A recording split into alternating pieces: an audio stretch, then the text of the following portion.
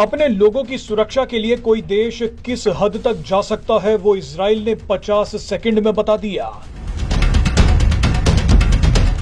गुस्से में बेकाबू हो चुके इजराइल ने पूरा गाजा और आधा लेबनान साफ कर दिया है।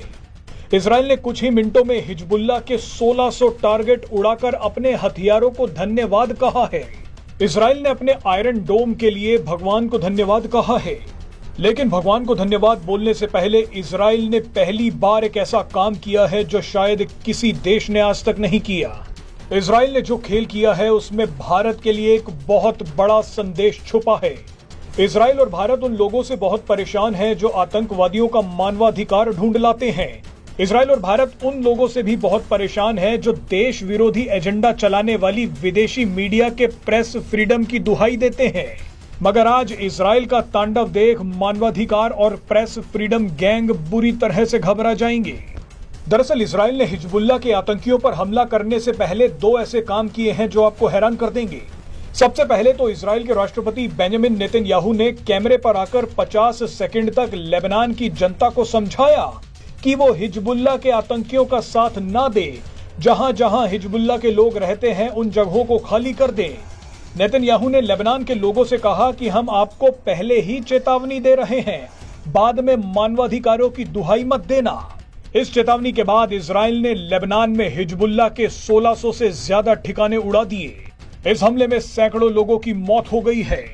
बहरहाल इसके बाद इजराइल उन पत्रकारों पर टूट पड़ा जो यहूदियों को गाली दे रहे थे। इजराइल को जानकारी मिली कि एक विदेशी पत्रकार अपने दफ्तर में बैठकर यहूदियों को गाली दे रहा था, इजराइल के खिलाफ झूठी बातें बोल रहा था। अब इजराइल भी कहां चुप बैठने वाला था।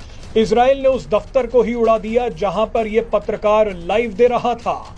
पत्रकार बच गया, लेकिन दफ्तर की एक एक ईंट बिखर गई। इसके बाद तो और बड़ा खेल हो गया। एक टीवी चैनल जो लगातार इजराइल के खिलाफ खबरें चला रहा था, वहां अचानक इजरायली सेना पहुंच गई। इजरायली सेना ने न्यूज एंकर को नोटिस दिया और कहा कि आज से तुम्हारा ऑफिस बंद है। इजरायली सेना ने कहा कि मानवाधिकार और प्रेस फ्रीडम की बातें संयुक्त राष्ट्र में जाकर करना।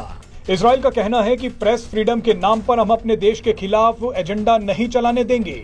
वैसे इजराइल ने भारत को एक शानदार रास्ता दिखाया है। आपको याद होगा कि जब भी भारत ने विदेशी मीडिया और ह्यूमन राइट्स वालों को कश्मीर में एजेंडा चलाने से रोका, तब भारत को प्रेस फ्रीडम और मानवाधिकारों की लिस्ट में नीचे डाल दिया गया। मगर इजराइल ने भारत को एक संदेश दिया है कि अगर अपने लोगों की रक्षा करनी है तो एजेंडा चलाने वाले इन लोगों को धक्के मारकर निकालना होगा।